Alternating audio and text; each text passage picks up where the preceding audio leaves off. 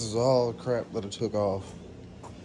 It's your factory air filter, your air box here, all these little hoses that I hadn't taped up before because I didn't want anything getting into them. And all this little crap that you can take off. I should have made a video beforehand taking it off, but kind of got ahead of myself. So you just start pulling all this off, and I already have the carburetor off, but there's a hose right here that's going to the carburetor. I'll show you that in a minute. This big giant hose came from here. It was on there like that. That can be pulled off. You can get these little caps from AutoZone, Advanced Auto Parts, whatever's close to you, probably any parts store.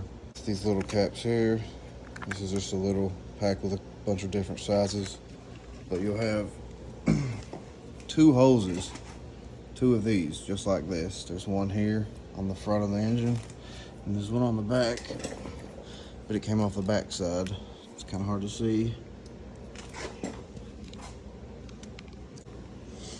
There'll be another one of these hoses right here. I can't remember how it went. I think it went somewhere up through that way. You can pull that off, cap it, and cap the other one. This one needs to stay. Do not block this one off. You can reuse this hose. I'm probably going to get a newer one because this one's kind of bent to the shape that it was from factory.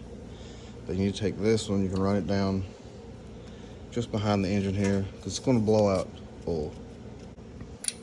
And then that little hose there, it's right on top. So when you take all this off, you'll see it.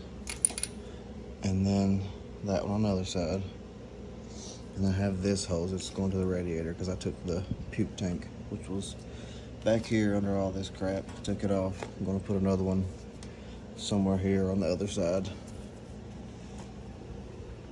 But you can see when you pull your tank off,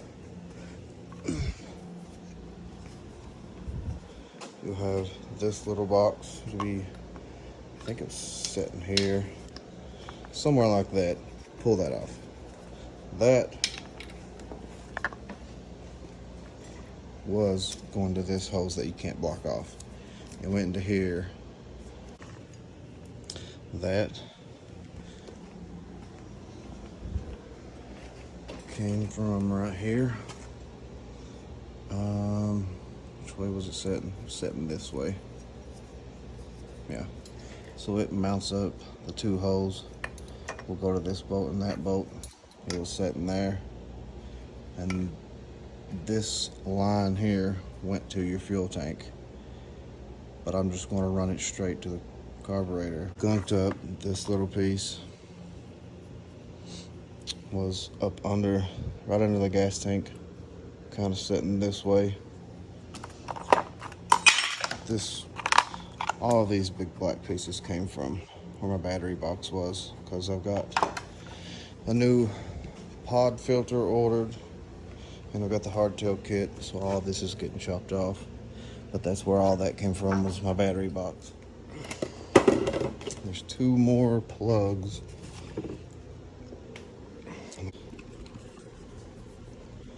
You have two little hoses. This is the top.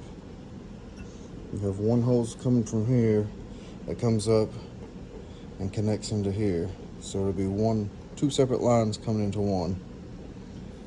And then it'll come out to one line. I thought I had it laying here, but I do not. But those need to be plugged off. Plug that one off. And that one off. And then there's one line coming from the radiator. So this little hose, there's two ends of it. One, it sits on top of the carburetor. One of them is going to this little plug, right here, right on top of your radiator. You need to plug that one too. This hose came from that. And see, it has, which mine broke when I was taking it out, so it looks look different on the end. But this little tiny hole here, all this done. Get this hose out of the way. Kind of hard with one hand. All it done was set in there, and there's a little bracket with those two bolt holes. It just sat there. It wasn't going anything. I know you can't see much. That hole goes to nowhere. You can pull that out, throw it away. So you get rid of all of this crap.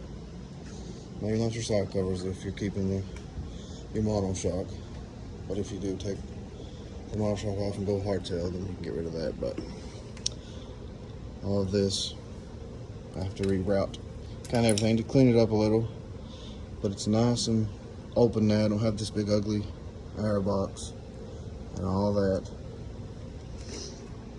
But that's the main hose you need to plug. It's this one on the radiator. I know you can't.